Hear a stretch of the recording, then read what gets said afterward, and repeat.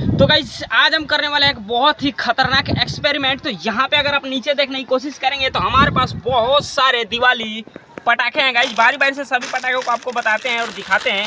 यहाँ पे हमारे पास बिजली पटाखा क्रोकोडाइल छाप है और यहाँ पे अगर आप देखने की कोशिश करेंगे तो कुछ इस प्रकार का ये पटाखा होता है।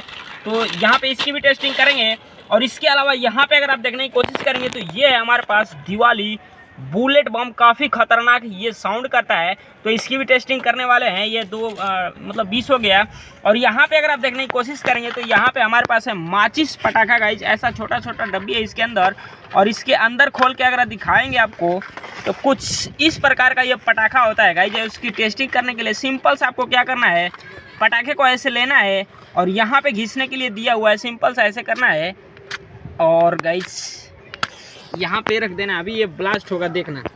ओ वाह यार गाइस, बहुत ही मज़ेदार साउंड करता है। इसमें खतरा का कोई भी टेंशन नहीं होता है गाइस। इसको जितना चाहो आसानी से फोड़ सकते हो, कोई दिक्कत नहीं है। इसके अलावा यहाँ पे अगर आप देखने की कोशिश करेंगे तो ये हमारे पास है दिवाली चक्कर, काफ़ी बढ़िया क्वालिटी का है, मोरी कंपनी का है। और जब इसको जलाते हैं तो बहुत ही स्मूथली और बहुत ही फास्ट चलता है, तो काफ़ी अच्छा लगता है। इसकी भी टेस्टिंग करेंगे।